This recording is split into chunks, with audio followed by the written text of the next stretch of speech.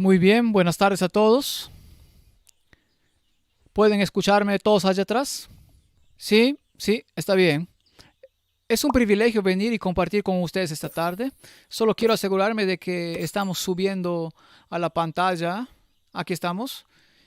Bien, entonces voy a llamar a nuestra charla de esta tarde los estados católicos de América. Es una continuación de esta mañana cuando estábamos hablando sobre cuestiones de interpretación profética. Esta mañana nos enfocamos en el 777. El primer 7 fueron los 7 años de locura de Nabucodonosor. Y ahora Nabucodonosor es un paralelo de la experiencia de Satanás. Y luego miramos el séptimo milenio de la historia de la tierra que encontramos en los escritos de la hermana White.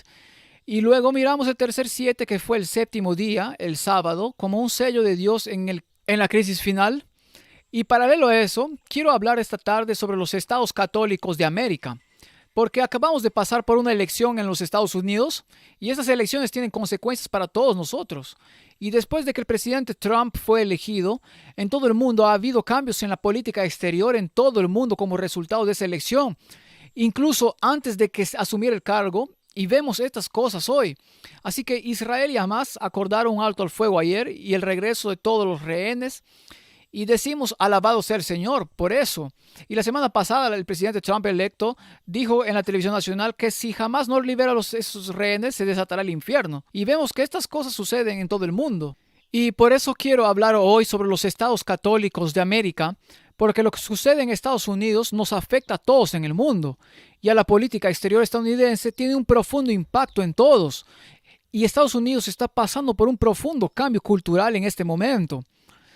Entonces, si en octubre, si estuvieras jugando en la Liga Nacional de Fútbol, la NFL, que es la versión estadounidense del fútbol, supongo, si anotaras un touchdown, nadie se atrevería a mostrar ninguna lealtad al presidente Trump en el momento en que el presidente Trump es elegido.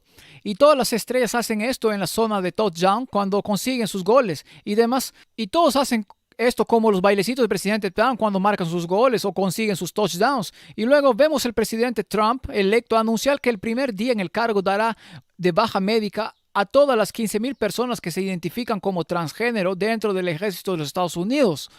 Y así fue. Y si eso hubiera sucedido en octubre del año pasado, habría habido un alboroto social por esto, porque el lobby transgénero era el lobby más poderoso del país. Y después de la elección, el presidente Trump dice que hemos terminado en el ejército. No más, y nadie habla de eso. Y entonces vemos este profundo cambio cultural sucediendo en Estados Unidos, a medida que la gente está un poco harta de una versión de cómo deberíamos ser y están adoptando otra narrativa de cómo deberíamos ser. Y en realidad estamos viendo este movimiento de péndulo que se produce justo frente a nuestros ojos. Así que hoy quiero hablar sobre Estados Unidos en la profecía y en particular cómo los católicos ven el ascenso de Estados Unidos en profecía. Porque lo que vamos a encontrar es lo que dicen los escritores católicos y lo que los adventistas han estado diciendo durante 150 años. Es notablemente similar, notablemente similar. Por lo que vamos a hablar hoy sobre los estados católicos de América. Inclinen sus cabezas conmigo e invitaremos a la presencia del Espíritu Santo. Padre Celestial, te damos gracias por la bendición que tenemos aquí en Nueva Zelanda para adorarte de acuerdo a nuestra conciencia. Padre, te damos gracias por la libertad que tenemos para reunirnos aquí hoy sin agencias gubernamentales o policías monitoreando o grabando lo que se dice y se hace aquí.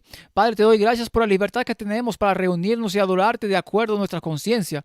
Ahora, Señor, mientras discutimos nuevamente asuntos de interpretación política y lo que las Escrituras revelan que sucederá antes del fin de los tiempos cuando Jesús venga nuevamente, Padre, te pedimos que humildemente esta tarde que tu Espíritu que inspiró al profeta Juan para escribir el libro de Apocalipsis, que tu Espíritu mismo esté aquí con nosotros esta tarde. Padre, te pido que hables a través de mí y por mí, que las palabras que hable sean de tu trono de gracia, que las almas sean una por la eternidad debido a esta presentación esta tarde. En el nombre de Jesús, humildemente lo pedimos. Amén. Muy bien. Así que este nuevo viaje hoy vamos a ver los poderes del fin de los tiempos desde una perspectiva bíblica. Luego vamos a ver los poderes del fin desde los tiempos desde una perspectiva católica. Luego vamos a llegar a una conclusión. Así que hay dos partes para nuestra charla de esta tarde. Normalmente como predicador se espera que hagas 3 puntos en un sermón. Instrucción, luego ABC.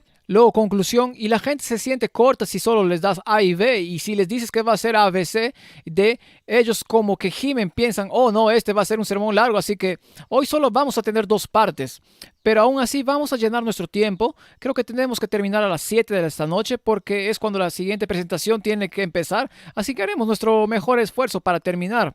Así que creo que la cena es a las 5:30, ¿es verdad? Así, sea como se llame la cena, ¿cómo se llama en Estados Unidos? Cena, bien, es muy confuso a veces. Es mejor simplemente decir la comida de la mañana, la comida del mediodía y la comida de la noche. Porque donde quiera que vayas en el mundo, todo el mundo la llama de la manera diferente. Y la comida de la noche, a las 5:30, oh, está bien. Así que primero vamos a hablar sobre los poderes del fin de los tiempos desde una perspectiva bíblica. Y vamos a volver a este pasaje aquí. Nos referimos a él esta mañana, pero no entramos en mucho detalle.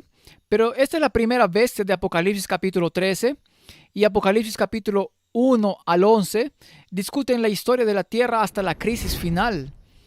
Apocalipsis 12, 13 y 14 discuten la crisis final y Apocalipsis 15 describe las 7 plagas finales y el colapso de la Babilonia espiritual y la segunda venida de Cristo, por lo que en Apocalipsis 12 al 14 es como el corazón del libro de Apocalipsis y describe la crisis final entre esos poderes en la tierra que buscan imponer su voluntad en el mundo y el pueblo remanente final de Dios que ha dado el último llamado de Dios de misericordia a este mundo moribundo. Y el primero de los poderes que vemos, que realmente es el papado, es en realidad Apocalipsis 13:1 y esto es lo que dice el texto. Y para aquellos de ustedes que son adventistas, sé que esto puede ser una noticia vieja para ustedes, pero sé que hay muchos no adventistas en realidad aquí hoy y es bueno para nosotros repasar estas cosas juntos antes de entrar un poco más detalle.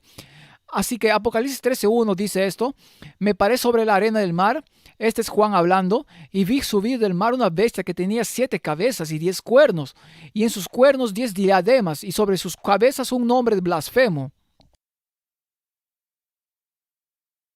Y entonces Juan ve una bestia surgiendo del mar y la bestia tiene 7 cabezas y 10 cuernos. E inmediatamente nuestras mentes regresan a las profecías de Daniel capítulo 7, porque en Daniel capítulo 7 tienes 4 bestias surgiendo del mar. Y en las visiones de Daniel 7, en Daniel capítulo 7, tienes el imperio babilónico, que tiene un león como una cabeza. El imperio medio persa es comparado con un leopardo de 4 cabezas. El imperio medio persa que sigue es un oso con una cabeza. Esos están en el orden equivocado en realidad. Y luego Roma imperial, que es una bestia aterradora de una sola cabeza con 10 cuernos. Y entonces lo que encontramos en Apocalipsis 13:1, tienes una bestia saliendo del mar con 10 cuernos y 7 cabezas y 10 coronas. Y en Daniel tienes 7 cabezas, 1, 2 y 5. Y uno aquí son 7. Y tienes 10 cuernos. Así que esta bestia que sale del mar en Apocalipsis 13 es como una amalgama de las cabezas y coronas de las 4 bestias que aparecen en Daniel capítulo 7. Así que vemos que hay un paralelo entre Daniel y Apocalipsis de inmediato cuando vemos a esta bestia saliendo del mar. Y volvemos a Apocalipsis 13:2. Dice, y la bestia que viera semejante a un leopardo, y sus pies como de oso, y su boca como boca de león, y el dragón le dio su poder y su trono y grande autoridad. Así que tienes un leopardo, un oso y un león. Y en la profecía de Daniel tienes un león, un oso y un leopardo. Y alguien estaba editando estas presentaciones de PowerPoint para mí el domingo de esta semana. Y este es un error aquí. Ese león no debería estar allí. Así que es un león, un oso y un leopardo. Aquí tienes un león, un oso y un leopardo. Así que una vez más tenemos estas similitudes entre esta bestia de Apocalipsis 13 y las visiones de Daniel en el capítulo 7. Y los protestantes que identificaron a esta bestia que sale del mar en Apocalipsis 13, en los primeros 12 versículos allí, le identificaron como el papado. Y hay muchas razones por las que harían eso. Y he predicado en otros lugares sobre por qué el papado cumple con las definiciones del anticristo en 2 de Tesalonicenses capítulo 2. Cuando lo repasas versículo por versículo está muy claro que el papado representa el anticristo en el Nuevo Testamento. Pero lo primero que decimos es que esta bestia surge del mar. Y si quieres interpretar la escritura con la escritura, ¿qué representa la palabra aguas o los mares? Bien, en Apocalipsis 17:15 nos describe lo que representa la palabra aguas o mares. Me dijo también, las aguas que has visto donde las rameras se sientan son pueblos, muchedumbres, naciones y lenguas. Así que esto nos dice que esta bestia que surge en Apocalipsis 13:1 al 10, cuando surge del mar, como dice, me paré sobre la arena y del mar, y es una bestia que surge del mar. La primera pista que tenemos es que esta bestia está surgiendo de las porciones pobladas del mundo. No está surgiendo de la isla del sur de Nueva Zelanda, ¿está bien? Puedes pensar eso a veces, pero este no es el caso. Así que esta es una bestia que surge de las porciones pobladas del mundo. Apocalipsis 13:3 continúa diciendo, vi una de sus cabezas como herida de muerte, pero su herida mortal fue sanada y se maravilló toda la tierra en pos de la bestia. Bien, esta bestia del mar fue herida en su cabeza y tenía una herida mortal, pero esta herida mortal fue sanada. ¿Cuándo sucedió eso? Bien, históricamente el papado fue llevado a su fin por los ejércitos de Francia revolucionaria. En 1798 el general Berthier llegó a París, a Roma, tomó prisionero al papa y lo obligaron a ir a París, y luego murió en una prisión francesa. Y así el papa recibió lo que el mundo pensó que era una herida mortal, y la gente pensó con el ascenso de Napoleón, hablamos de Napoleón ayer, que el papado estaba terminado. Pero ese no fue el caso, y en el siglo XIX el papado una vez más se levantó para ser una fuerza global. Y el papado es una de las fuerzas más poderosas en el mundo hoy en día. Es una unión de iglesia y Estado. Apocalipsis 13:4 dice esto. Y adoraron al dragón que había dado autoridad a la bestia. Y adoraron a la bestia diciendo, ¿quién como la bestia y quién podrá luchar contra ella? Y entonces detrás de esta bestia está el dragón. Ese dragón en Apocalipsis 13:3 es... ¿Quién es el dragón? Satanás de Apocalipsis capítulo 12. Y entonces, estas diapositivas de PowerPoint están mezclando aquí, no importa. Y esta bestia que tiene una herida mortal, el papado, fue cortado en 1798 y el mundo se maravilló en pos de esta bestia, porque detrás de esta bestia hay un poder oculto, y ese es el mismo de Satanás, cuando dice que le dio su asiento. La palabra latina para asiento es sedes, o tenemos la palabra sedente de ahí. El papado le llama el asiento sagrado, es el asiento sagrado, y así el papado recibe su asiento o su trono del mismo Satanás. Y así este poder es adorado por el mundo. Y si sigues, por ejemplo, los viajes de Juan Pablo II alrededor del mundo, donde quiera que fue tratado como un héroe conquistador. Y lo que sucedió con el colapso del comunismo en Polonia a fines de la década de 1980, el papado fue un jugador clave en el colapso de la ex Unión Soviética.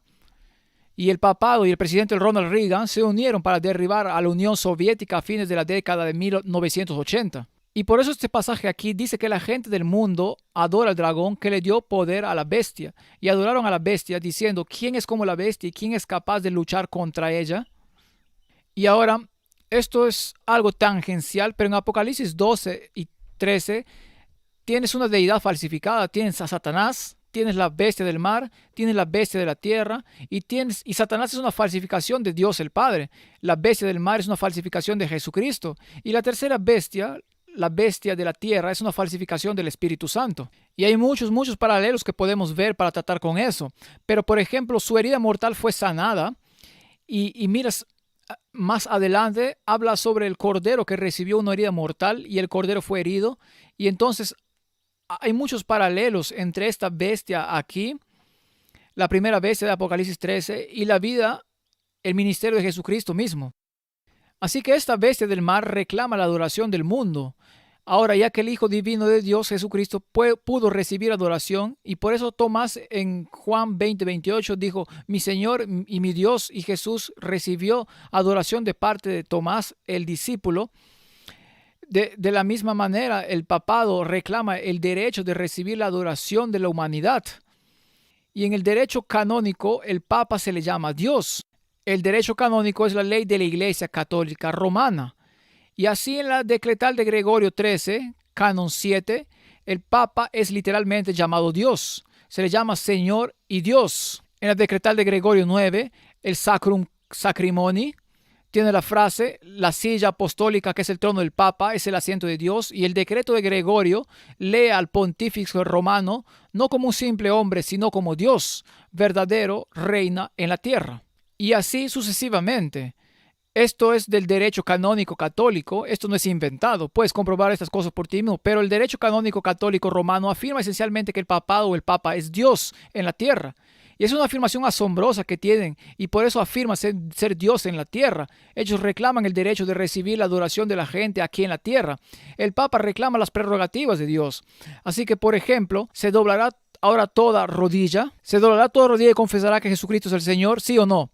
Sí, encuentras eso en Filipenses 2, 10 al 11. El Papa requiere que los suplicantes vengan ante Él con reverencias y besos hasta el día de hoy. Jesucristo fue confesado por un demonio como el santo de Dios en Marcos 1:24, por Gabriel como santo en Lucas 1:35 y fue llamado por Pedro el santo de Dios en Hechos 2:27. Y el papado se autodenomina su santidad, a pesar de ser llamado en las Escrituras el hombre de pecado. Según las Escrituras, Daniel 2:29, toda la sabiduría pertenece a Dios, y sin embargo el papado afirma la doctrina de la infalibilidad. Y en realidad la doctrina de la infalibilidad es una doctrina interesante porque a pesar de que es una invención relativamente reciente en el dogma católico, no más de 200 años de antigüedad, para lo que sirve es para vincular a los papas que tienen todas las declaraciones de los últimos 1000 años. Así que aunque el Papa afirma su infalibilidad cuando habla en su función oficial de enseñanza del magisterio de la Iglesia y piensas que es genial poder hablar cuando eres infalible, eso es algo maravilloso. Pero en realidad, lo que el Papa diga hoy debe ser lógicamente consistente con todas las declaraciones anteriores de los papas que se remontan a más de 1000 años. Porque si eres infalible hoy, ellos deben haber sido infalibles en ese entonces y por lo tanto lo que dijeron en 1125 o 1333 también debe ser cierto hoy. Así que el hecho de afirmar que eres infalible significa que estás obligado por todas las encíclicas y bulas papales y mensajes al mundo durante los 1000 años. Eso restringe en gran medida la libertad de maniobra de Papa.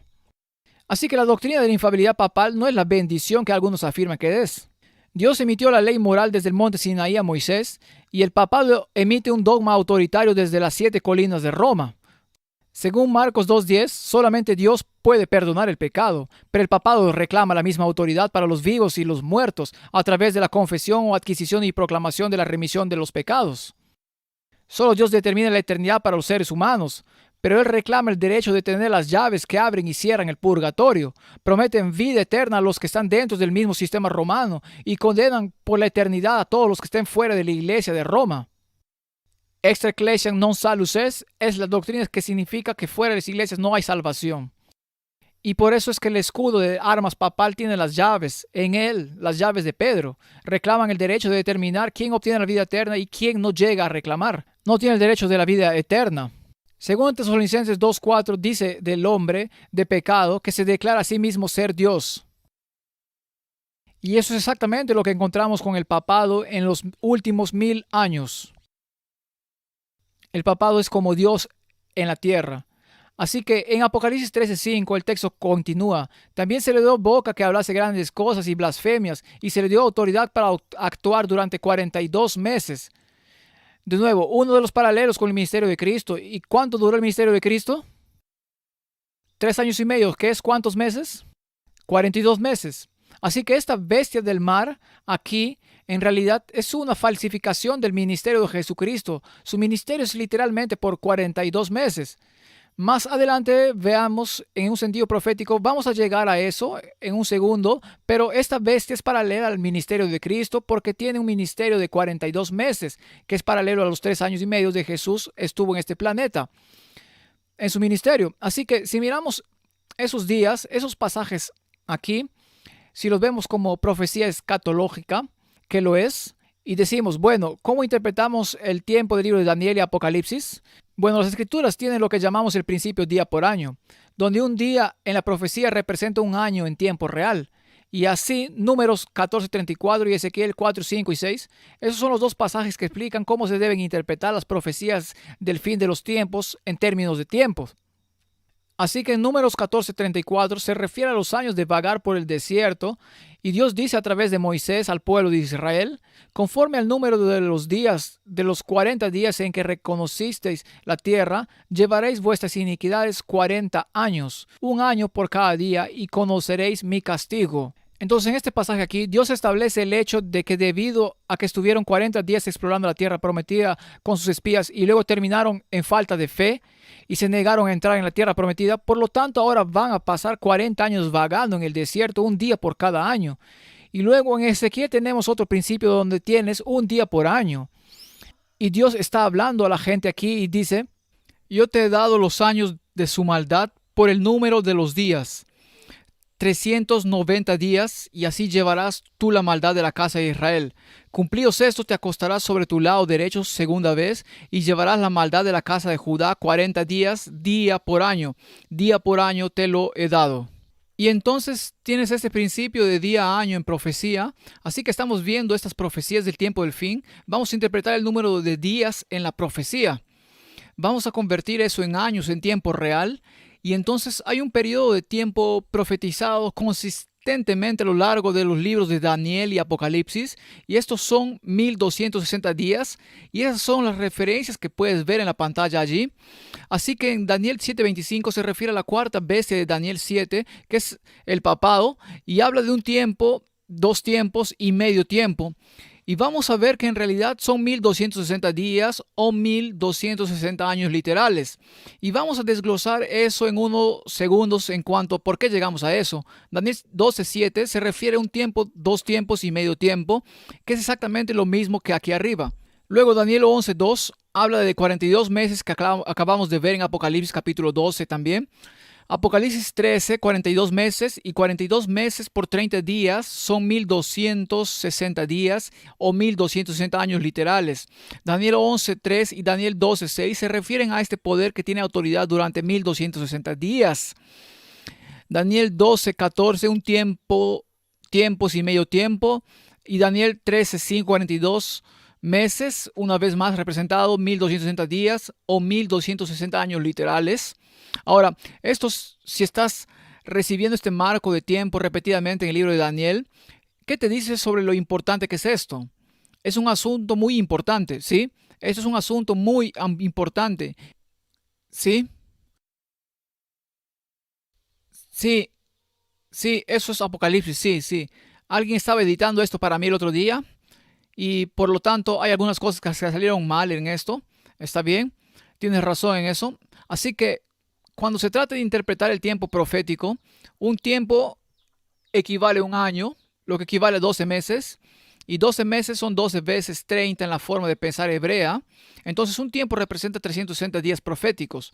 Dos veces, por lo tanto, equivale a 2 años, 24 meses, que representan 24 veces 30 días, son 720 días proféticos. La mitad del tiempo representa 6 meses, que son 6 veces 30, esos son 180 días proféticos. Entonces un tiempo, dos tiempos y medio tiempo es igual a 42 meses, 42 veces 30 es igual a 2260 días proféticos, y como un día es igual a un año, es decir, 1260 años literales. Eso nos da porque todo esto se refiere a una entidad, la cuarta bestia de Daniel 7 o la bestia del mar de Apocalipsis 13. Tenemos esta era de supremacía papal desde el establecimiento del Papa por decreto del emperador Justiniano en el año 538 después de Cristo. Después que el emperador Belisario ganó las batallas finales contra los reinos arrianos de Italia, hasta 1798, cuando el Papa fue depuesto por los ejércitos de Francia revolucionaria. Son 1260 años literales, y por lo tanto los adventistas no son los primeros en decir esto. Esto ha sido bien establecido por muchos intérpretes proféticos protestantes que se remontan a 500 o 600 años en este punto aquí, y si alguna vez quieres leer más sobre esto, te animo a leer algo llamado La fe profética de nuestros padres. Es una serie de 4 volúmenes, y cuando lees ese libro ves cómo había sacerdotes católicos en los 1200 y 1300 que estaban haciendo este mismo argumento. Entendieron las implicaciones de esta profecía de tiempo de Apocalipsis capítulo 13, y en realidad fueron los sacerdotes católicos los primeros en decir que el papado es el anticristo y es la bestia del mar de Apocalipsis, mucho antes que llegaron los protestantes, y lo dijeron en los años 1500 en adelante. Así que Apocalipsis 13, 6 al 10 dice esto: y abrió su boca en blasfemias, la bestia del mar o el papado, y abrió su boca en blasfemias contra Dios para blasfemar su nombre, de su tabernáculo y de los que moran en el cielo. Así que es un poder blasfemo, y se le permitió hacer guerra contra los santos y vencerlo. Es un poder perseguidor. También se le dio autoridad sobre toda tribu, pueblo, lengua o nación. Eso significa que es una iglesia universal, y la palabra católica significa que es mundial. Así que es la iglesia mundial con sede en Roma. Eso es lo que significa católico romano. Por lo que esta es una iglesia universal, es una iglesia blasfema y es una iglesia persecutoria. El texto continúa diciendo, y la adoraron todos los moradores de la tierra cuyos nombres no estaban escritos en el libro de la vida del Cordero, que fue inmolado desde el principio del mundo. Si alguno tiene oído, oiga. Si alguno lleva en cautividad, va en cautividad. Si alguno mata espada, a espada debe ser muerto. Aquí está la paciencia de los santos y la fe de los santos. Y entonces este pasaje aquí nos da muchos detalles sobre la naturaleza blasfema y perseguidora de este poder papal, en particular que encontramos en Apocalipsis 13. Y nuevamente, si comparas la bestia del mar de Apocalipsis 13 con el cuerno pequeño de Daniel 7 y 8, ves que son muy similares. Entonces el cuerno pequeño de Daniel 7 y 8 habla grandes palabras contra Dios. La bestia del mar de Apocalipsis 13 pronuncia blasfemias contra Dios. El cuerno pequeño de Daniel 7:8 piensa cambiar el tiempo y la ley. Y la bestia de Apocalipsis 13 blasfema el nombre de Dios y su morada, y los que moran en el cielo. Y este pequeño cuerno de Daniel 7 y 8 pisotea el santuario celestial y el ejército, y que levantará a los santos por un tiempo, 2 tiempos y medio tiempo.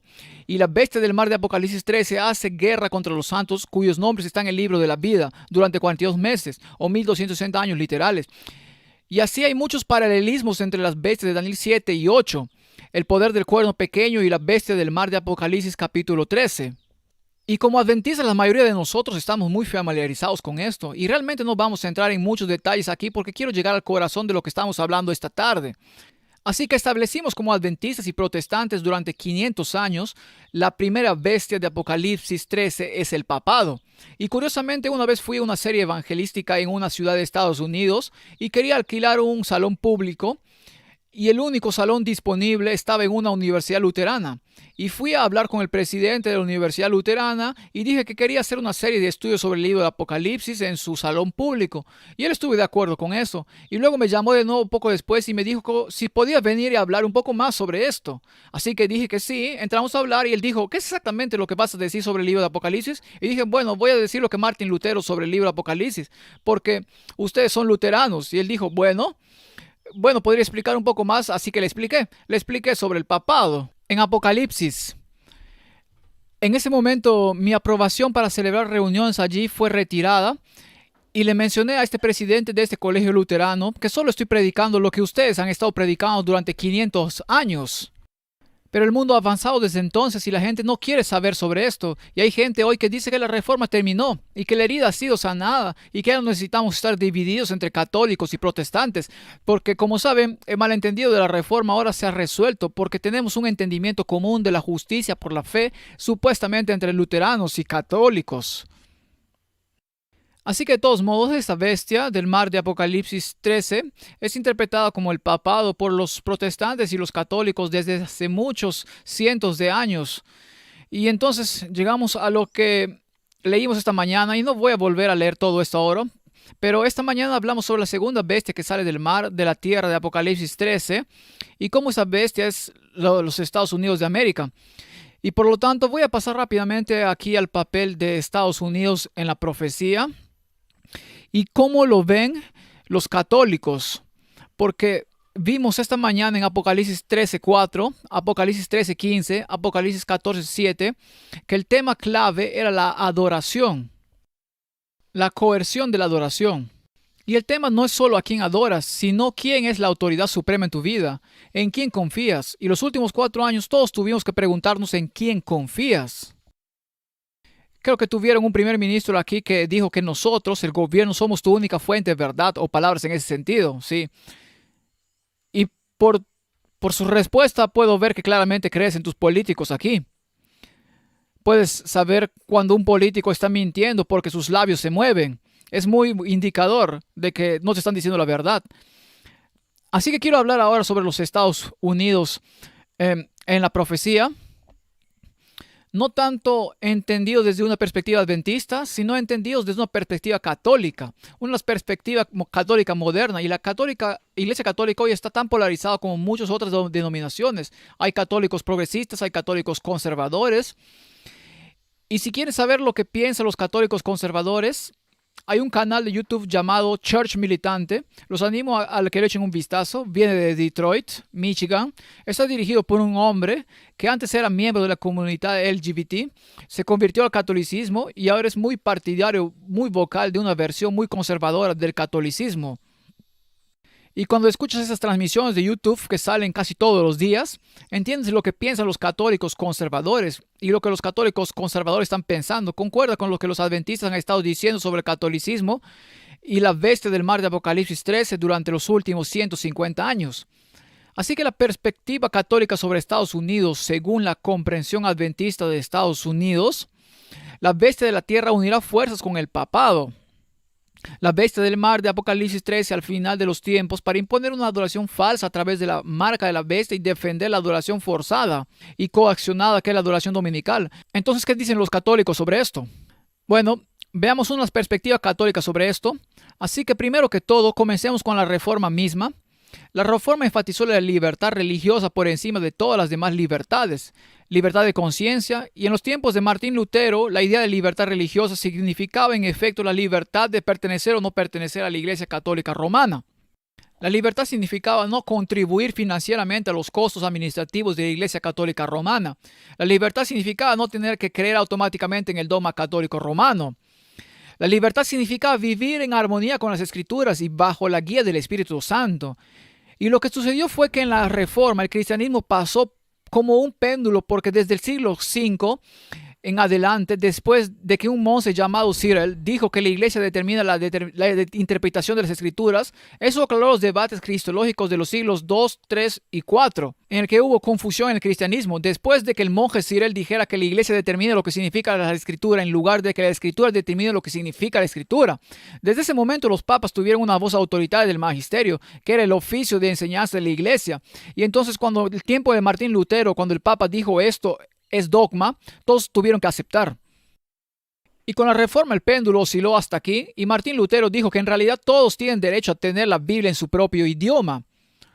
Se llamaba vernáculo, es decir, su propio idioma. Todos tienen la Biblia, el derecho a tener la Biblia, la palabra de Dios en su propio idioma, y pueden leerla por sí mismos y el Espíritu Santo les concederá suficiente entendimiento para la salvación.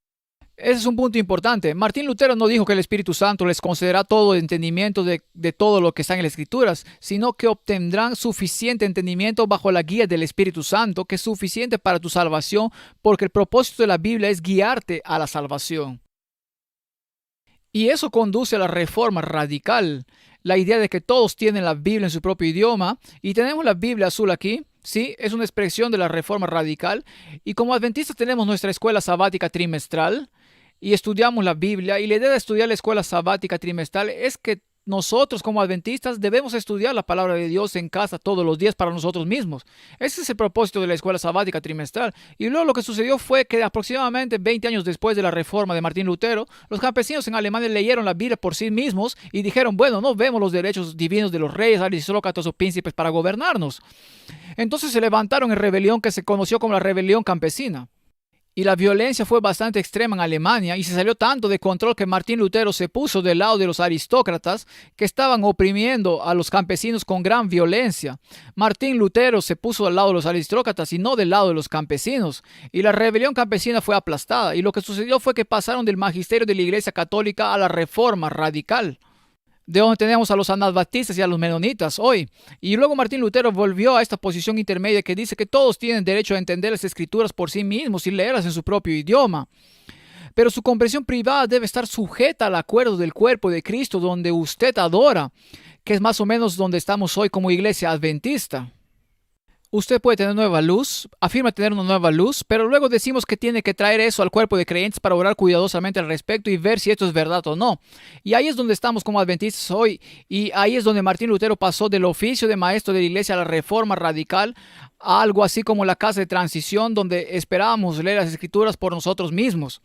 Pero ningún hombre o mujer tiene el derecho exclusivo de la verdad y usted debe someter su comprensión al consenso del cuerpo de creyentes. Y ahí es donde estamos hoy como Iglesia Adventista. Y ahí es donde Martín Lutero fue en su reforma. Así pues, en la reforma, en primer lugar, la libertad religiosa significaba la libertad de la Iglesia Católica Romana. Pero todas esas libertades evolucionaron con el tiempo y ahora están consagradas en la Carta de Derechos de los Estados Unidos. Se deriva de la libertad religiosa básica proclamada por los escritores de la Reforma, como Lutero, Melanchthon y Zwinglio. Ahora, la libertad religiosa es la fuente de todas las demás libertades porque implica libertad de pensamiento. Libertad religiosa y libertad de conciencia es la base de todas las demás libertades, porque tus acciones y tus palabras son una expresión de tus pensamientos, y por eso la libertad religiosa dice que antes de tener cualquier otro derecho debes tener la libertad de pensar por ti mismo y actuar según tus propias convicciones. Y por eso en la Carta de Derechos de los Estados Unidos, que salió justo después de la Constitución, los fundadores de la República de Estados Unidos salieron con la Declaración de Derechos de los Estados Unidos y la primera enmienda incluye la primera enmienda es lo que dice que el Congreso no hará ninguna ley con respecto al establecimiento de una religión, conocida como la cláusula de establecimiento, o que prohibía el libre ejercicio de la misma, o restringir la libertad de expresión o de la prensa, o del derecho del pueblo a reunirse pacíficamente y a solicitar al gobierno la reparación de agravios. Esa es la primera enmienda de la Declaración de Estados Unidos. Y lo que es interesante es que todos los derechos en la Declaración de Estados Unidos, la segunda enmienda es el derecho a portar armas, entonces tienes el derecho a no tener las tropas del gobierno contigo, etcétera, etcétera. Hay toda una serie de derechos en la Declaración de Derechos, pero el derecho número uno, el primer derecho escrito por los fundadores de la República estadounidense, fue la libertad de religión. Porque entendieron que todos los demás derechos surgen de ese derecho fundamental, la libertad de conciencia.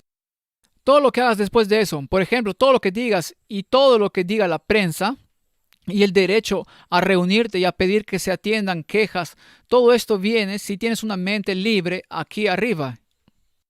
Todas esas son expresiones de lo que sucede aquí. Así que en la Constitución estadounidense y la Declaración de Derechos, en particular la Declaración de Derechos, la primera enmienda, la libertad de expresión, la libertad de reunión, la libertad de petición para la presentación de quejas, todas ellas se basan en la libertad religiosa. Y la libertad religiosa se considera la fuente y el fundamento de todas las demás libertades dentro de la Constitución de los Estados Unidos. Ahora bien, se puede argumentar que, por ejemplo, como predicador, si predicara alguno de mis sermones en Canadá, podrían arrestarme en el acto. Si predicara mis sermones en Inglaterra, podrían arrestarme en el acto, por supuesto, delitos de odio. Si predicara en Irlanda, que están aprobando una legislación extrema sobre delitos de odio, podrían arrestarlo en el acto.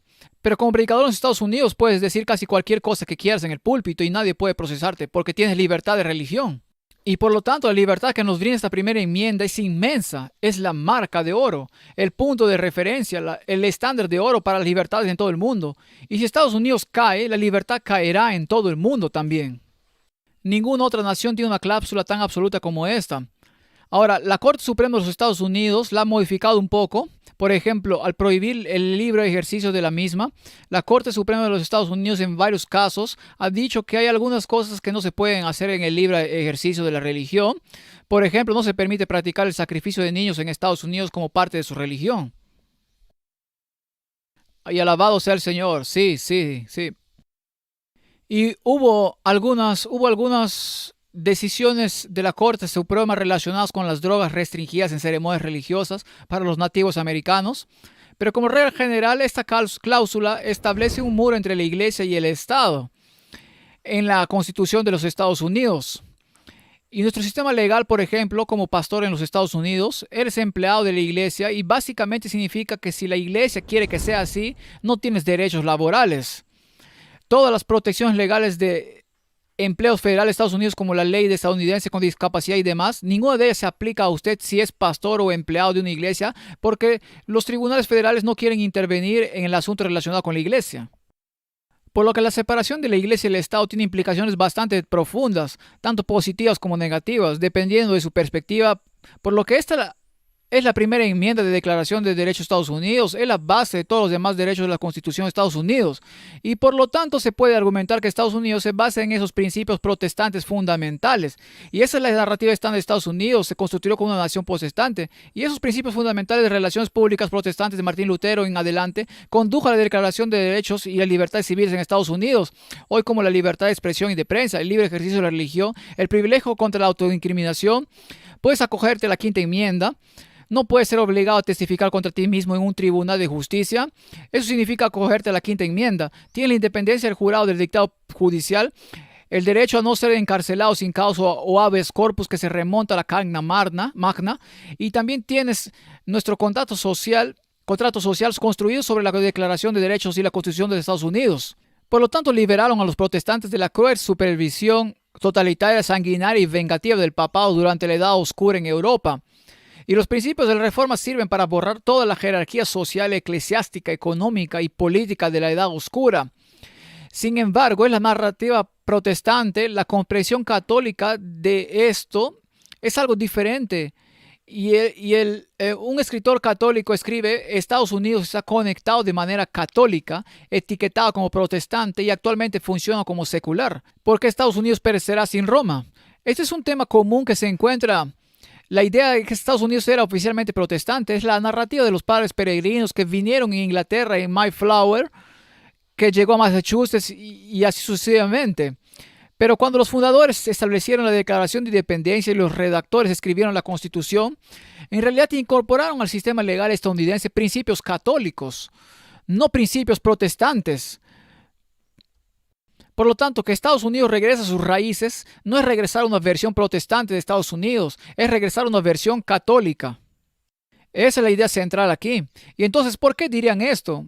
Bueno, Estados Unidos está conectado al catolicismo, supuestamente según los católicos de hoy, pero está funcionando como una república secular, según estos escritores. La degeneración secular y el fracaso progresivo de nuestras instituciones cívicas, el colapso de nuestro discurso político y el colapso de la moralidad pública destruirán la república estadounidense a menos que Estados Unidos regrese a algo del pasado que no sea una cosmovisión protestante, sino una cosmovisión católica para salvar la república.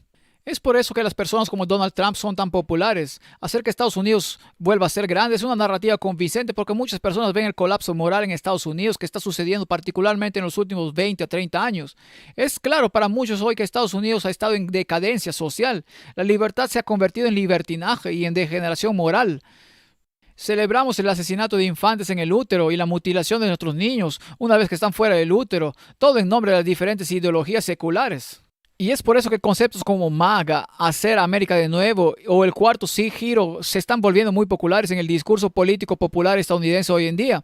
Así que en el cuarto giro tienes este concepto aquí de que la paz produce abundancia, la abundancia produce orgullo, el orgullo genera peleas y las peleas traen guerra. La guerra trae botín y botín pobreza, pobreza paciencia y la paciencia paz. Así que la paz trae guerra y la guerra trae paz. Eso fue acuñado en 1280 por Jean Damien, pero esa idea es una especie de idea popular. La expresión más popular de esa idea se encuentra en Sheikh Rashid, pero estas son las ideas del cuarto giro. Los tiempos difíciles crean hombres fuertes, los hombres fuertes crean tiempos fáciles, los tiempos fáciles crean hombres débiles, los hombres débiles crean tiempos difíciles. Tienes que criar guerreros, no parásitos. Y hay algo de verdad en esa afirmación aquí, de que los tiempos difíciles crean hombres fuertes y los hombres fuertes crean tiempos fáciles. Construyen una gran sociedad y cuando tienes una gran sociedad, los hombres fuertes se convierten en hombres débiles o los sociólogos los llaman machos beta. Y los hombres débiles conducen a tiempos difíciles porque no pueden defender o sostener lo que tenemos. Y entonces hay necesidad de una nueva generación de tiempos difíciles que exige que los hombres fuertes den un pase adelante una vez. Y esta es la idea. Si lees el libro El Cuarto Giro, es un libro muy popular en Estados Unidos en este momento. Cada 20 años pasamos por uno de estos cambios. Y Estados Unidos ahora están aquí. Hombres débiles que crean tiempos difíciles. Y tenemos que volver a esta era aquí. Así que ahora estamos en el cuarto giro de aquí y para aquí y el movimiento MAGA es una expresión de esta ideología subyacente de que Estados Unidos necesita volver a lo que era el pasado para volver a ser grande. Así que esto es muy popular en el pensamiento popular estadounidense en este momento. Lo ves en las redes sociales, lo ves en escritores y oradores populares, pero volvamos de nuevo a la visión católica de esto. Y los escritos católicos se basan principalmente en este tipo aquí, Agustín de Hipona, lo llaman San Agustín. Hipona es la actual Túnez, era de África del Norte, y Tomás de Aquino, que murió alrededor de 1274 después de Cristo. Y de hecho, cuando lo lees los escritos católicos, lo que te llama la atención casi de inmediato es una falta casi total de la referencia a las escrituras. Si alguna vez lees algunos libros del Papa Benedicto XVI y lees los escritos de Juan Pablo II y lees algunos otros escritores católicos famosos, si lees por ejemplo a Hans Kung, el teólogo católico que fue un reformador en los años 60 y 70, lo que te llama la atención casi de inmediato como protestante es la falta casi total de referencia a la palabra de Dios. Lo que encuentras son referencias constantes a Agustín o Aquino. Ellos son los pensadores dominantes en la cosmovisión católica y tiene que infiltrarse a través de Agustín, Hipona y Santo Tomás de Aquino, como lo llaman. Y Tomás de Aquino en particular tiene un papel dominante en el pensamiento católico moderno desde que vivió en la Edad Media allí. Y así Tomás Aquino escribió que hay 4 tipos de ley y lo puse en la pantalla. Hay una ley eterna, hay una ley natural, hay una ley positiva y hay una ley divina. Entonces, ¿cuáles son exactamente estos 4 tipos de leyes que defendió Tomás de Aquino y que se aceptan en la teología católica actual como una especie de dogma estándar? La primera es la ley eterna, que es el plan de Dios para el universo y todos sus habitantes, incluyendo la gravedad y los otros principios científicos o matemáticos que gobiernan nuestro gobierno. Y ahora, la segunda, la ley natural, es la participación de las criaturas racionales en la ley eterna y porque somos de naturaleza animal, social, caminamos juntos, vivimos juntos, hablamos juntos, construimos sociedades. Al hacerlo, queremos hacer lo que es natural para la humanidad, por lo tanto necesitamos seguir los principios de la ley eterna. Luego la ley positiva, la tercera ley en la jerarquía, esas son las costumbres y leyes y regulaciones hechas por los gobiernos a nivel nacional en un intento de aplicar la ley natural a individuos y sociedades. Y cuarto en la lista está la ley divina, conocida por nosotros como la ley moral o el decálogo o los 10 mandamientos. Y notas en esta jerarquía de la ley que los 10 mandamientos están aquí abajo.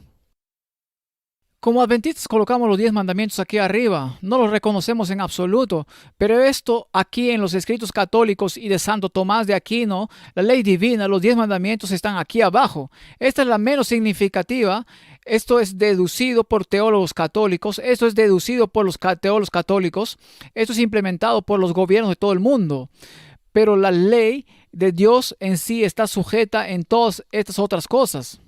Por lo que cree que es posible cambiar los tiempos y la ley en Daniel capítulo 7. Porque esto debe estar sujeto a lo que hemos determinado aquí. Y por lo tanto la ley positiva incluye, por ejemplo, leyes sobre la propiedad. Y en el pensamiento católico, Tomás de Aquino está pensando, todos los bienes deben ser mantenidos en común, así es como entendieron la ley eterna. Toda propiedad material debe ser mantenida en común para el bien común. Y por lo tanto, cuando el gobierno saca una ley, como un gobierno marxista que confisca todos los medios de producción en el país para que sean propiedad del pueblo, la Iglesia Católica puede apoyar eso. Felizmente, a pesar del hecho de que es una violación del mandamiento de no robarás, porque es natural que todos los bienes de la sociedad se utilicen para el bien común. El comunismo dice que todos los bienes están en manos del gobierno para el bien común. El fascismo dice que toda la propiedad privada está en manos privadas, pero debe usarse para el bien común. Y el capitalismo dice que todos los bienes están en manos privadas para obtener ganancias financieras personales y los visibles manejan el mercado para asegurarse que hay un bien común. Entonces, los católicos pueden trabajar con fascistas y comunistas simultáneamente.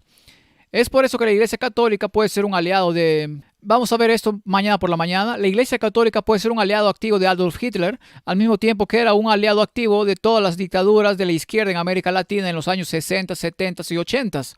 Y lo que llaman teología de la liberación. Pero puede jugar en ambos lados de la moneda debido a esta jerarquía de leyes que tienen. Así que cara gana, cruz pierde, se podría decir. En la teología católica, cuando se trata de leyes de propiedad y demás, pero estos son los 4 tipos de leyes de Tomás Aquino expuso, y esto es algo así como un dogma católico que hoy existe. Hay una jerarquía de leyes y estas leyes se aplican a cómo se establece Estados Unidos como nación. La ley natural, que es como la aplican en los Estados Unidos, tiene 3 principios claves. El primer principio es que la naturaleza es moral, o la naturaleza está compuesta de seres morales libres. Entonces, ¿por qué afecta eso a Estados Unidos? Argumenta que dentro del mundo natural somos creados como seres humanos libres y moralmente responsables, y Dios nos da la inteligencia para que podamos ser moralmente responsables. Pero incluso después de la caída, la humanidad como seres inteligentes solo puede reconocer y buscar el bien moral, mientras tengamos la capacidad para la bondad moral. Solo nos volvemos morales por elección. Los calvinistas en ese momento eran una fuerza dominante en Estados Unidos en el momento de su fundación. Rechazaron esta enseñanza católica, argumentaron a favor de la depravación total del hombre. Los luteranos, por otro lado, en los años 1600 y 1700, argumentaron que somos capaces de bondad moral solo después de una experiencia de conversión y mientras experimentamos la santificación. Los pensadores de la Ilustración que también contribuyeron a la fundación de Estados Unidos como Locke, enseñaron que todo es un sistema, todo es un mecanismo, el universo es aleatorio, por lo tanto no es posible que la humanidad sean seres morales porque no existe la moral objetiva en un universo aleatorio. Y por eso esta idea de que la naturaleza es moral y la naturaleza es libre, vamos a ver cómo se aplica esto a la cosmovisión católica en Estados Unidos. El segundo principio de la ley natural católica es que la naturaleza es inteligible o que la naturaleza tiene significado. Entonces, dentro de nuestro mundo natural, podemos aprender de nuestro entorno. Es lo que enseñan los católicos, es lo que decimos también como adventistas. Decimos que la primera revelación de Dios y la naturaleza es el segundo libro de la revelación de Dios. Sí, puedes aprender sobre Dios simplemente estudiando la naturaleza que nos rodea, y esa no es una idea con la que los católicos estarían de acuerdo. Argumentan que el orden en el mundo natural habla de un creador por las leyes del universo y son solo las leyes del universo las que hacen posible la investigación científica, lo cual es absolutamente cierto. Tomás de Aquino argumentó que la verdad científica es una verdad inferior y no puede contradecir la verdad superior que es la verdad teológica. Y así durante más de 500 a 600 años en Oxford y Cambridge, la teología era conocida como la reina de las ciencias. No la reina de las artes, la teología fue la reina de las ciencias en Oxford y Cambridge durante cientos de años porque incluso los protestantes entendieron que la ciencia y el proceso científico y el descubrimiento están siempre sujetos a una verdad superior que es la verdad teológica. Por lo que dentro de esta idea de que la naturaleza es significativa o es inteligible, esto nos encaja bien con los luteranos o calvinistas que eran los grupos protestantes dominantes en Estados Unidos en la época de su fundación junto con los anglicanos. ¿Por qué? Porque los luteranos y calvinistas prefieren la idea de una sola escritura como el único medio de revelación de Dios. Y nosotros como adventistas hablamos de sola escritura, escritura solamente. Cuando te enfocas solo en la escritura, eso significa que tiendes a ignorar lo que la naturaleza te enseña sobre Dios. Y los escritores católicos estaban abiertos a las enseñanzas de la naturaleza sobre Dios, así como las escrituras mismas. Y por lo tanto, debido a que los protestantes se enfocaron en la sola escritura, a los ojos de los católicos se separaron de la revelación de Dios sobre sí mismo en la naturaleza.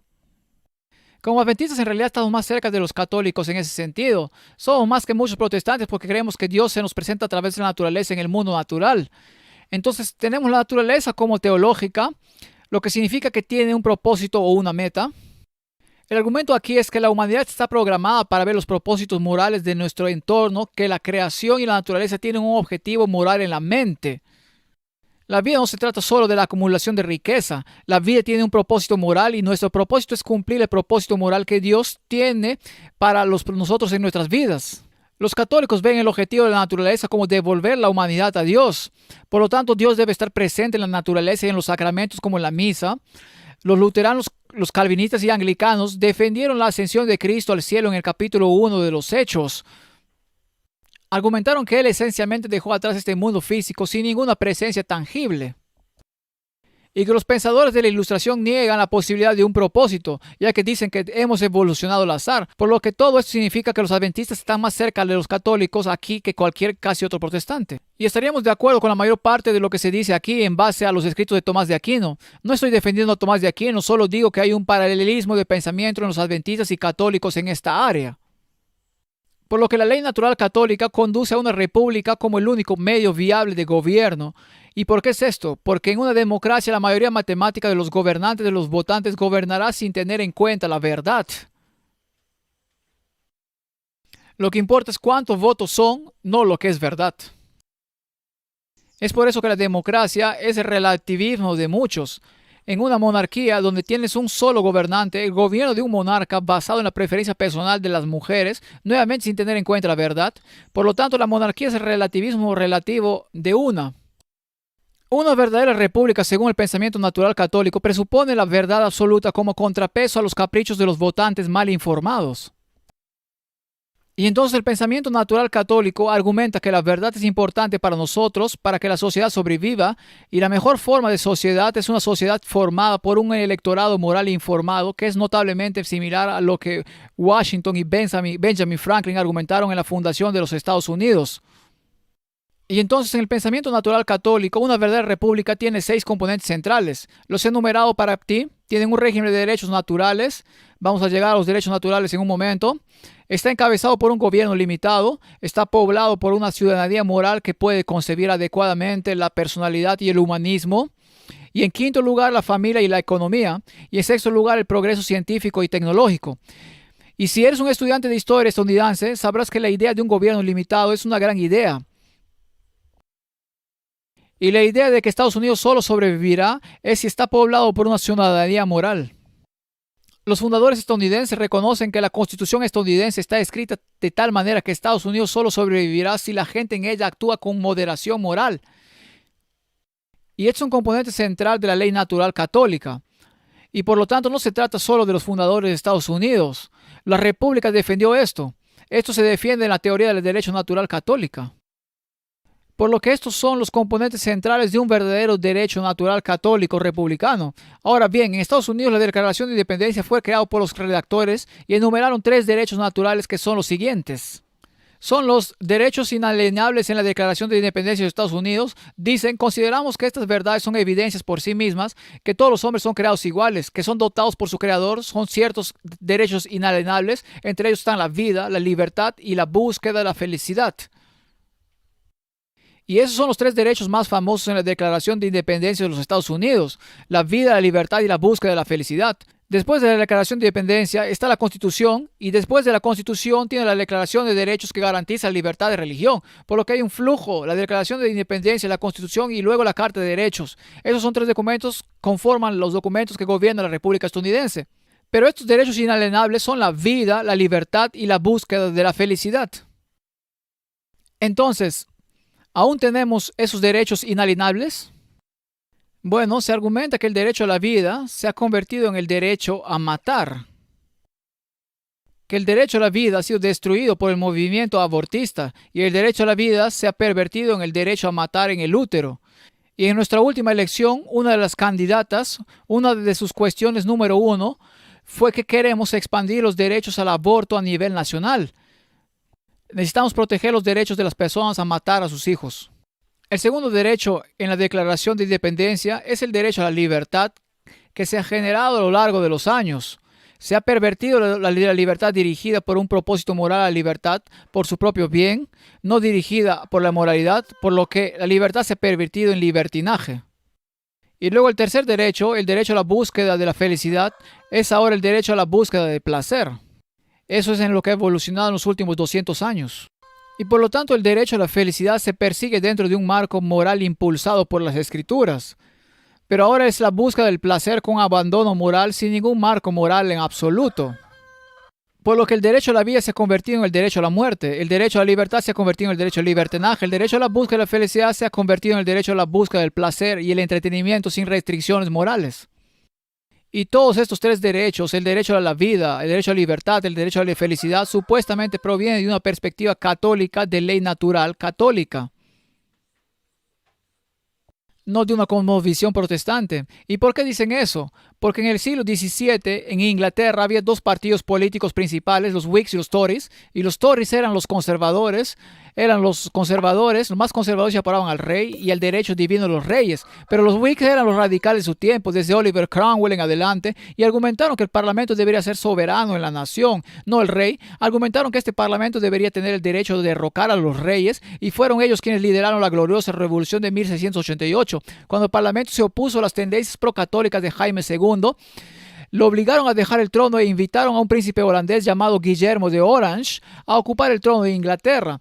Se hizo conocido como Guillermo I y derrotó a los ejércitos de Jacobo II en la batalla de Boyne en Irlanda del Norte, y desde ese momento los protestantes del norte de Irlanda eran conocidos como los hombres naranjas y todavía se les llama hombres naranjas. Dicen que tienen la orden real de los hombres naranjas. Eran protestantes que fueron leales a Guillermo de Orange cuando derrotó al rey católico Jaime II en la gloriosa revolución de 1688, por lo que los Whigs eran, se puede decir, casi la de los republicanos de su época, querían que el pueblo gobernara en lugar de la monarquía, querían que el pueblo tuviera el derecho de destruir al ejecutivo y más allá de eso no querían la denominación católica en la sociedad británica. Uno de sus escritores más famosos fue este hombre aquí, Hugo Grotius, que vivió entre 1583 y 1645. Hugo Grotius fue uno de los escritores más citados por los fundadores estadounidenses. Las personas que escribieron la Declaración de Independencia y los redactores, aquellos que escribieron la Constitución y la Declaración de Derechos. Ahora Hugo Grotius se encuentra en todos los escritos de la gente de Estados Unidos, los líderes de las décadas de 1760 y 1770, pero la pregunta es de dónde sacaba sus ideas. Y si rastreas sus ideas, llegas a uno de los sacerdotes jesuitas más famosos del siglo XVI, un tipo llamado Francisco Suárez. Ahora, Francisco Suárez escribió un tratado llamado Sobre la Ley en 1612 y estuvo en el norte de España y escribió sobre la ley natural católica, y sus escritos hasta el día de hoy tienen una gran influencia en el sistema legal estadounidense. Así que aquí tienes de una escuela de derecho estadounidense la ley natural, los derechos naturales y el constitucionalismo estadounidense, las raíces liberales modernas tempranas de la ley natural. ¿Qué encuentras? Francisco Suárez, 1612, sobre el extracto de las leyes. Así que esto es una base de datos de la Facultad de Derecho estadounidense, por lo que el escritor jesuita es aclamado por ser parte de las raíces liberales modernas de la ley natural.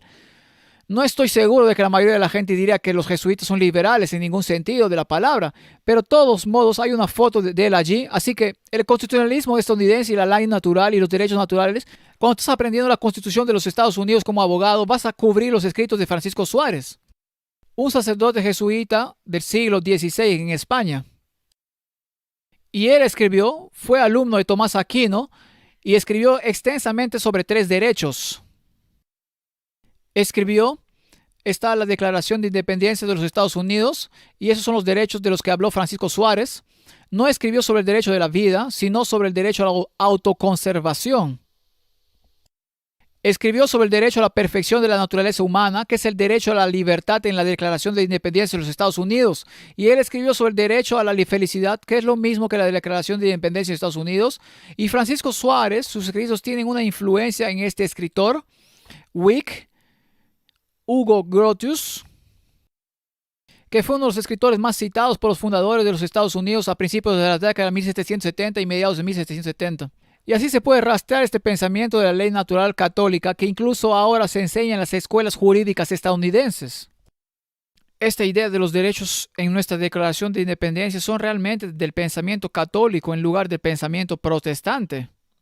Ahora hay un escritor ilustrado muy famoso llamado John Locke. También influyó en los fundadores de la República de los Estados Unidos y también defendió la naturaleza inalienable de los derechos dados por Dios. Aunque sus escritos apuntaban a un universo aleatorio sin Dios, esa es una paradoja de John Locke. Él argumentó en un panorama general que no hay Dios y que el universo es aleatorio y sin sentido, pero luego argumentó que tenemos derechos inalienables dados por Dios. ¿Y cómo cuadramos eso? No lo sé. Así que el punto sobre esto es que tanto los escritores protestantes como los de la Ilustración en la época de la fundación de la República Americana impulsaron ideas que los fundadores de Estados Unidos aceptaron como derechos naturales, es decir, el derecho a la vida, la libertad y la felicidad, sin reconocer que esos derechos se basan en la ley natural católica y en los escritos de Aristóteles, Tomás de Aquino y el sacerdote jesuita Francisco Suárez. Por lo que Estados Unidos sigue siendo supuestamente protestante, pero en realidad está programado como una república católica. La Constitución también está supuestamente programada para ser católica. ¿Y por qué decimos eso? Bueno, en primer lugar debes preguntarte qué es una Constitución. Y una Constitución es un documento en el que los derechos naturales de los ciudadanos que anteriormente fueron pisoteados por un régimen tiránico se transforman en derechos políticos por el nuevo régimen en la Constitución. Por lo que una constitución incluye derechos políticos. La constitución son derechos naturales que se codifican en derechos políticos dentro del sistema legal, y una constitución específica que los derechos naturales han sido ganados por el pueblo en su revolución, y también especifica el procedimiento para garantizar esos derechos en el futuro. Así que, por ejemplo, los británicos siguieron acuartelando sus tropas con las familias estadounidenses en la Revolución estadounidense y causaron muchos daños a las casas donde se alojaban, por lo que en la Declaración de Derechos está el derecho de que el gobierno no vuelva a construir tropas con ciudadanos estadounidenses. Por lo que está codificado el abuso de poder por parte de los británicos, se aborda directamente la Declaración de los Derechos de Estados Unidos. Y cuando los británicos codificaron armas, la Declaración de Derechos consagra el derecho a portar armas por parte de las personas. Y así lo encontramos en la Constitución de los Estados Unidos. Es una reacción a que los británicos le estaban haciendo a los colonos. Y esos colonos se aseguraron de que los abusos que experimentaban fueran codificados o escritos en la Declaración Constitucional de Derechos. Y se encuentra que a través de las revoluciones a lo largo de la historia, cuando las personas han sido abusadas de cierta manera, el área de abuso que han experimentado cuando hay una revolución o reforma, esa área de abuso se aborda específicamente en la nueva Constitución. Encuentras eso y una y otra vez a lo largo de la historia de la humanidad. Así que un principio central en la Constitución de los Estados Unidos es el federalismo. Ahora, la idea detrás del federalismo es que la mayoría de las decisiones se toman a mejor nivel local, preferiblemente a nivel estatal en lugar de a nivel federal, y es mejor mantener el poder político a nivel comunitario. Y esa es la idea del federalismo. Y hay muchos escritos que llaman los documentos federalistas cuando entre la redacción de la Carta de los Derechos de la Declaración de Independencia y la redacción de la Constitución hay una serie de documentos llamados los documentos federalistas, donde los escritores de la Constitución discutían en público en los periódicos y publicaban panfletos sobre la relación entre el poder federal y el poder estatal y cuál es el mejor equilibrio. La forma de lograr un equilibrio saludable de controles y contrapesos de poder entre la autoridad federal y estatal. Bien, bueno, esta es la idea del federalismo que surgió en la Guerra Civil estadounidense, cuando la gente hablaba de los derechos estatales. Si un estado dice que está bien tener esclavos, ¿por qué el gobierno federal tiene derecho a anular eso? Y así la idea de los derechos de los estados se convirtió en sinónimo del derecho a tener esclavos en las décadas de 1860 y 1850. Pero incluso hoy en día la idea de los derechos de los estados es muy importante. Los estados tienen derecho a determinar la educación y la policía en sus propias comunidades, no del gobierno federal. No tenemos una fuerza policía federal, tenemos la policía estatal, la policía del condado, la policía de la ciudad y la policía del municipio. Hay varios tipos de policía en América. Un ejemplo de federalismo, y yo lo descubrí cuando me mudé por primera vez a Estados Unidos en 2007, es que cuando observas la temporada electoral, ves que no solo tienes elecciones para alcalde de la ciudad, sino que tienes elecciones para quién será el sheriff. Y viniendo de Inglaterra, nadie elige a tu policía. Nadie elige a tu jefe de policía. Y el jefe de policía, quien sea el jefe de policía de tu ciudad o condado, tiene un papel muy poderoso. Y por eso en Estados Unidos eliges a los sheriff. Y los sheriffs son la última palabra en la ley y el orden en su condado. En cada condado hay un sheriff. Y esos sheriffs son la ley. Y contratan ayudantes y ayudantes del sheriff y son responsables ante el electorado local. No sé, los sheriffs no solo son responsables, sino que otra cosa que me sorprendió cuando comencé a votar en 2016 en Estados Unidos fue que en el estado de Michigan, en todos los estados, usted vota por quien quiere en su Corte Suprema para su propio estado. Realmente se puede votar, quiero esta persona en la Corte Suprema de Michigan. Nunca había oído eso antes, porque en Gran Bretaña el gobierno determina quiénes son los jueces. La gente no tiene voz en eso. No sé cómo es eso aquí en Nueva Zelanda. Aquí es lo mismo. Está bien, entonces en nuestras elecciones en Estados Unidos votamos por nuestros jueces a nivel estatal, votamos por nuestro sheriff a nivel de condado e incluso votamos por cosas como comisionados de desagües. Me quedé asombrado como que ¿por qué se supone que debo saber sobre los desagües? ¿Eso es un problema político en Estados Unidos? Aparentemente lo es y la Junta de Educación es un gran problema. Porque quien quiera que vote en su Junta de Educación determina la política educativa para sus hijos, ya sea que vayan a aprender sobre la homosexualidad a la edad de 4 o no. Así que el principio del federalismo dice que el poder político se desarrolla mejor en el nivel más bajo posible en la sociedad, porque entonces el gobierno es responsable ante la gente. Y eso es lo que sucedió en el experimento estadounidense. El federalismo está diseñado para mantener el poder político a nivel comunitario en lugar de a nivel federal. El propósito del federalismo es un gobierno pequeño. Sin embargo, lo que tenemos ahora es un gobierno federal enorme y fuera de control que cuesta billones de dólares al año y un estado administrativo donde decenas de miles de reglas y regulaciones tocan cada aspecto de la vida de los ciudadanos sin ningún voto en el Congreso. Y eso se conoce como el estado profundo o el estado administrativo. Ahora, en realidad, en los últimos 2 años ha habido un cambio masivo en el sistema legal estadounidense y afecta esta área directamente porque había un principio conocido como principio Chevron. Hubo una demanda en el estado de Virginia Occidental, la APA, la Agencia de Protección Ambiental contra Chevron. La compañía petrolera creo que fue sobre algún problema de contaminación y la Corte Suprema sostuvo en ese momento esencialmente que si el Congreso votó ABC, pero la agencia federal encargada de implementar esa ley se enfrenta no a A, B y C, sino a B, C, D, E, ese conjunto de circunstancias, entonces la agencia federal puede hacer las reglas que se aplican a eso. Así que si el Congreso votó por ABC y la agencia federal puede votar por DEF, porque está en armonía con lo que el Congreso originalmente quería, y el Congreso no va a votar por una nueva ley para que cada circunstancia se conoce como la doctrina Chevron o la defensa Chevron. Y desde mediados del año 1980, hace 2 años, en realidad el año pasado, las agencias federales están implementando miles y miles de regulaciones bajo el principio conocido como defensa Chevron, que tenían el derecho de hacer esto, y luego el año pasado algunos valientes pescadores de langostas de Maine demandaron hasta la Corte Suprema. Y la Autoridad Oceánica Nacional decidió que, basándose en algunas reglas propagadas por el parte del Congreso muchos años antes, iban a poner un observador en cada barco langostero para asegurarse de que todas las langostas fueran del tamaño adecuado. Y esos observadores iban a cobrar al pescador de langosta $700 al día por observar, y eso iba a llevar a la quiebra al pescador de langosta. Así que el pescador de langosta dijo, esto nunca fue previsto por el Congreso, que el Estado administrativo estuviera fuera de control y que queríamos que se les quitara este derecho. Y se fue a la Corte Suprema, y el año pasado la Corte Suprema anuló toda la doctrina Chevron y básicamente dijeron que si el Congreso no votaba a favor, no se podía convertir en ley. Y 40 años de burocracia administrativa estatal fueron adulados de un plumazo.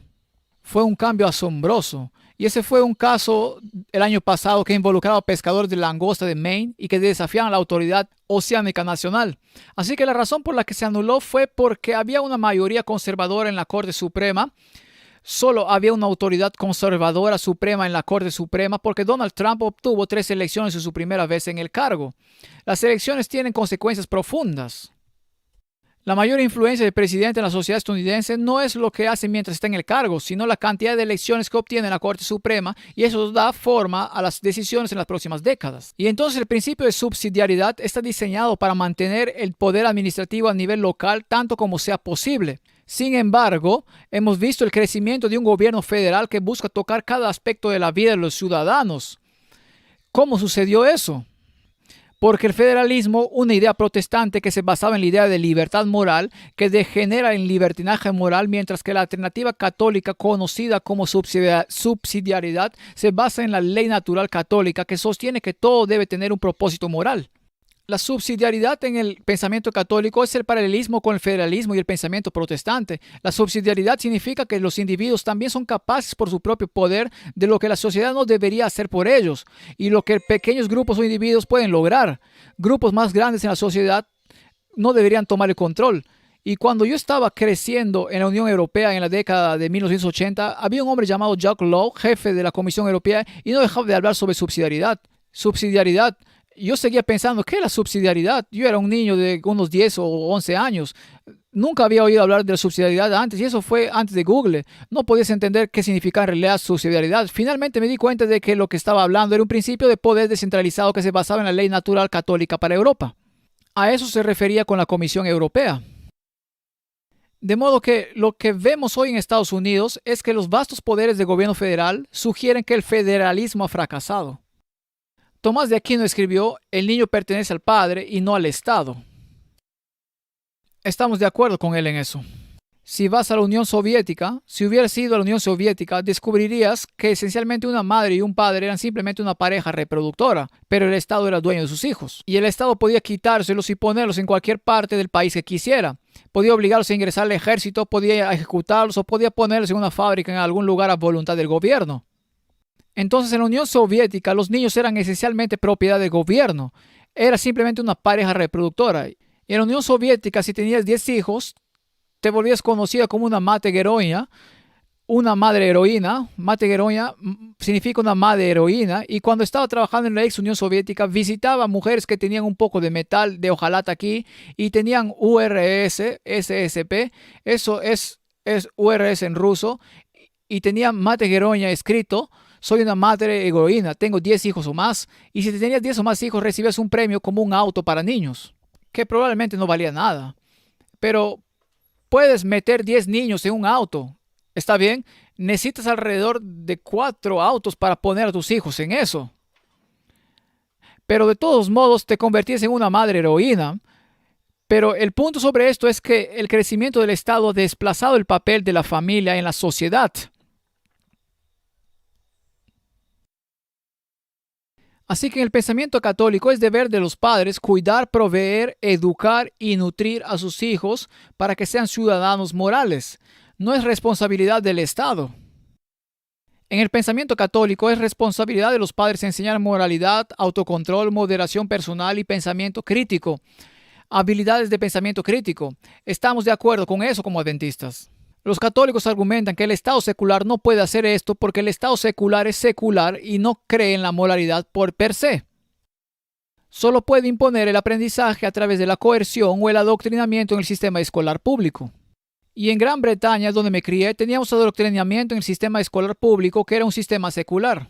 No sé cómo es aquí en Nueva Zelanda, pero probablemente tengas un sistema escolar público que es secular, que impulsa ideologías seculares y no presume de enseñar moralidad a la próxima generación.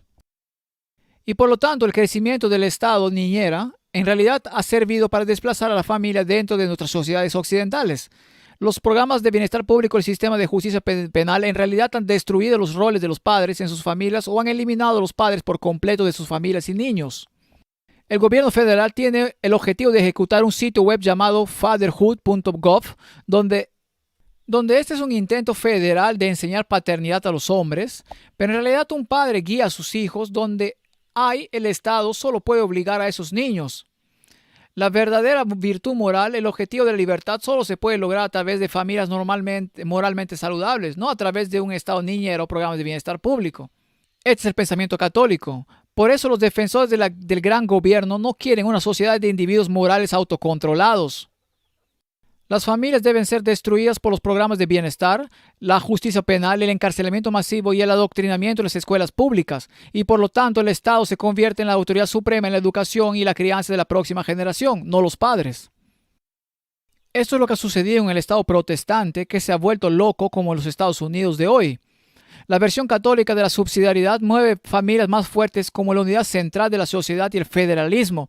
La versión protestante ligera de la subsidiariedad no promueve la libertad o la moral en absoluto, sino que nos ha dado el estado de bienestar, la decadencia moral y el colapso de la familia nuclear. Así es como los católicos están viendo lo que ha sucedido en Estados Unidos. Básicamente están argumentando que Estados Unidos está conectado, cableado como católico, que los derechos a la vida, la libertad y la búsqueda de felicidad provienen de la ley natural católica, no del pensamiento protestante, y que si los Estados Unidos va a volver a ser grande de nuevo, como MAGA, necesita regresar no a su raíz protestante, sino a una versión católica que nunca estuvo allí en primer lugar. Y como adventistas decimos que Estados Unidos va a tener una asociación con la Iglesia Católica. La segunda bestia del Apocalipsis será socia de la primera bestia de Apocalipsis 13. Hemos predicado esto durante más de 150 años y los católicos ahora están diciendo lo mismo, que Estados Unidos tiene que volver a convertirse en una nación católica con el fin de restaurarse a su grandeza original ya imaginada por los fundadores y redactores. Entonces, ¿qué decimos aquí hoy para concluir? El papel profético de Estados Unidos en la tierra en los últimos días están claramente establecidos en las Escrituras y en el espíritu de profecía. Entendemos que Estados Unidos en los últimos tiempos formará una alianza con el papado, formará una unión persecutoria de iglesia y Estado para formar su propia unión de Estado, iglesia y Estado, entre el papado y los Estados Unidos. La bestia y la imagen de la bestia impondrán la adoración falsa, que es la adoración dominical a nivel mundial, utilizando mandatos económicos, presión de no comprar y vender, y finalmente la pena de muerte para todos los que reciban la marca de la bestia. Es el mensaje de Apocalipsis 13. Lo tocamos esta mañana, lo tocamos de nuevo esta tarde, y en respuesta, los mensajes de los tres ángeles de Apocalipsis 14 llaman a toda la humanidad a rechazar esta coacción para la adoración falsa y adorar al verdadero Creador en verdad y en obediencia, lo que significa santificar el día de reposo según el cuarto mandamiento. Estados Unidos hoy, después de las últimas elecciones, está pasando por un profundo cambio cultural. El momento en que el presidente Trump fue elegido es como si la censura se detuvo casi de la noche a la mañana en las redes sociales. Es como si hubiera un nuevo aliento de libertad en la nación. Y ahora puedes decir cosas sin miedo a que te cancelen, mientras que en octubre, si decías las mismas cosas, eran canceladas por la política social. La gente se está levantando, el péndulo está empezando a oscilar desde una versión dura del secularismo donde todo vale, y la gente está disgustada por eso debido a los extremos que trae. Ahora el péndulo está empezando a oscilar de nuevo. ¿Y hacia dónde va a oscilar ese péndulo? ¿Va a oscilar hacia una versión protestante de Estados Unidos? Probablemente no. Va a volver a donde Estados Unidos está programado para estar en la visión católica, que es como una república católica. Las recientes elecciones representan un verdadero rechazo a las ideologías woke, dominando la extrema izquierda. Ahora hay un giro hacia una perspectiva más nacionalista y judeocristiana. Cada vez más figuras públicas en Estados Unidos en la esfera de las redes sociales están abrazando abiertamente la fe católica, y la propia renovación espiritual del presidente Trump también pueden llevarlo a Roma. Es interesante que el primer viaje que hizo después de ser reelegido como presidente fue a la inauguración de la Catedral de Notre Dame en París. Tuvo importancia porque fue a Notre Dame para la inauguración de esa catedral después de que se incendió hace 3 años.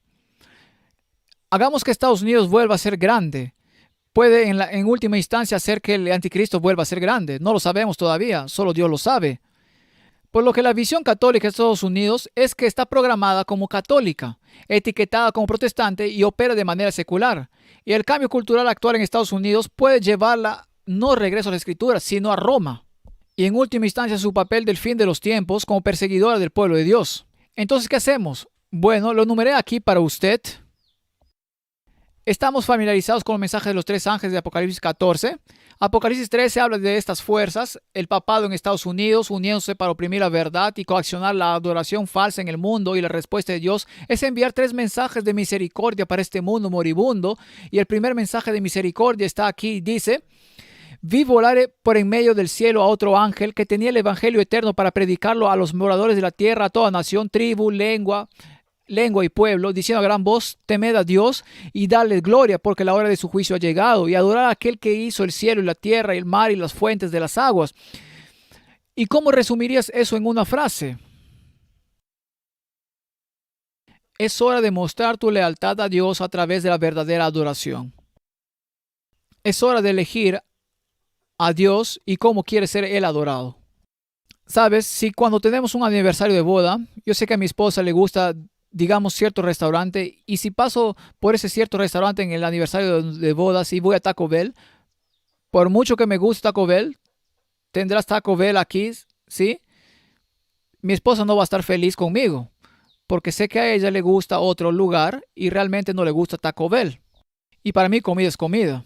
Pero para mi esposa es importante que vayamos a su restaurante favorito en nuestro aniversario de bodas. Dios ha definido cómo debemos adorarlo.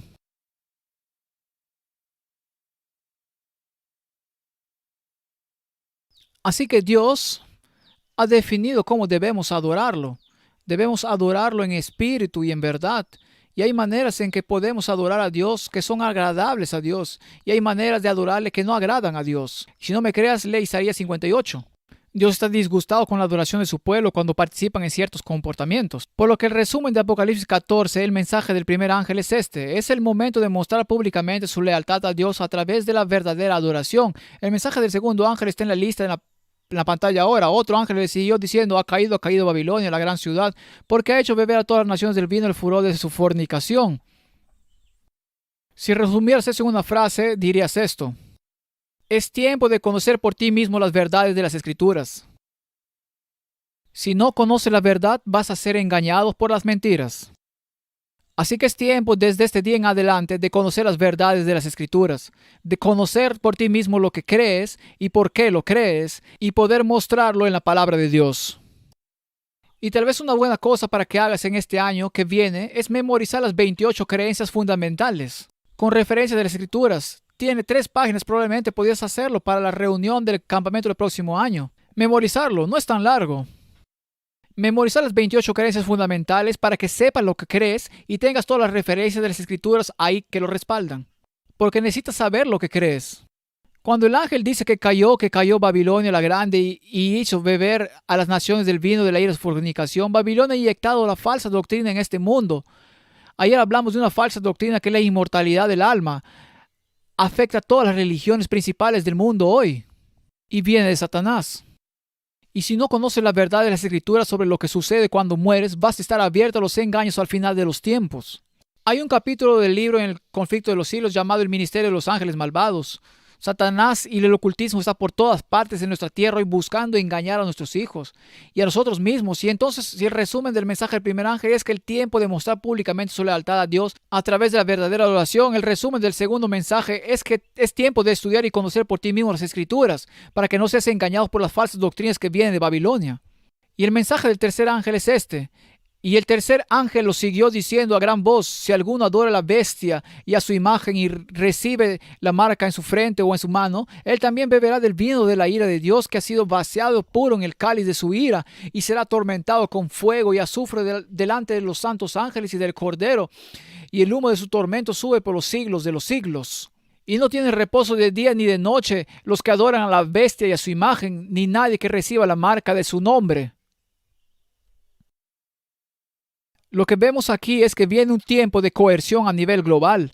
La pandemia fue solo un calentamiento para lo que se avecina. Habrá un tiempo de coerción cuando el mundo entero tendrá que elegir entre la verdadera adoración o la falsa adoración. Y el nivel de coerción será como nada que hayamos visto antes. Y si quieres resumir este mensaje aquí, yo diría esto: es tiempo de prepararse espiritualmente, emocionalmente y financieramente para la batalla final. Es el momento de regresar de esta reunión de campamento y decir: ¿qué necesito hacer para poner mi casa en orden para la batalla que viene? Así que en la vieja marina, cuando citaban un barco enemigo en el horizonte, el tambor tocaba a cuartos.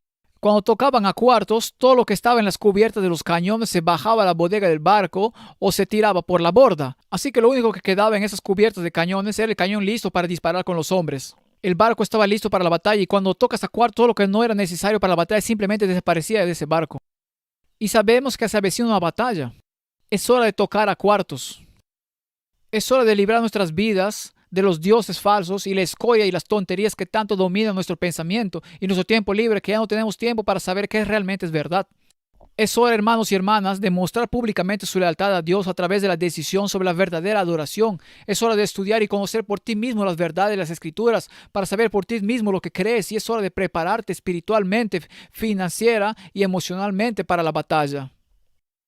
Cuando digo emocionalmente, significa todo lo que tienes hoy, como el país que puedes amar, la familia que puedes amar, el trabajo que puedes amar. Un día te los quitarán. Es hora de reconocer que estos son solo regalos temporales de Dios y nuestro mayor premio está en el cielo arriba. Almacenemos para nosotros mismos tesoros en el cielo arriba, como dice Jesús, no tesoros en la tierra abajo. Es hora de reconocer todo lo que amamos y tenemos en este mundo, y hay mucho que amar y poseer en este mundo. Un día se volverá en nuestra contra. Así que no nos involucremos demasiado emocionalmente con nada en este mundo. Es hora de reconocer que financieramente va a venir un tiempo, particularmente cuando los CBDCs, cuando no podrás gastar tus fondos en la proclamación del Evangelio. Aquí sí que es hora de comprar literatura y distribuirla. Es hora de apoyar a los evangelísticas en sus propias comunidades. Es tiempo de poner tus riquezas al servicio del reino, porque viene un tiempo cuando ya no podrás hacer eso, y ese día viene. Es tiempo de prepararnos espiritualmente para lo que viene. Sabemos que vamos a enfrentar la persecución si somos leales a Dios. ¿Estamos listos para ello emocionalmente? ¿Y hemos preparado a nuestras familias para el día cuando puede que ya no estemos aquí? Sé que intelectualmente habrá persecución, pero emocionalmente estoy listo para aceptarla. Y como pastor he preparado a mi rebaño. Como padre he preparado a mi familia para el día en que ya no esté allí. ¿Están entrenados para continuar viviendo el Evangelio y proclamando el Evangelio en mi ausencia? Es tiempo de prepararse. Venimos a la reunión del campamento, sí, para encontrar con nuestros amigos. Y sí, venimos a la reunión del campamento para pasar un buen rato. Pero estoy predicando esto porque es hora de volver a casa después de la reunión y del campamento y para preparárselo a lo que viene. Y si fracasas en prepararte, te estás preparando para fracasar. Por eso estos mensajes de los tres ángeles son muy importantes para hoy. Olvidé los primeros 2, 3. Estoy luchando contra el cambio de horario ahora mismo. ¿Escuchaste lo que dije? ¿Escuchaste lo que dije? Es hora de adorar a Dios en espíritu y en verdad y elegir su verdadera adoración. Es hora de fortalecer nuestros lomos porque se avecina una batalla espiritual, emocional y financiera. Y es hora de pasar nuestro tiempo libre no viendo fútbol, ni soccer, ni cricket, ni rugby, ni preocuparnos por nuestro jardín. Es hora de aprender lo que creemos y saber lo que creemos sin tener que preguntarle a alguien más que creo que realmente sobre este tema.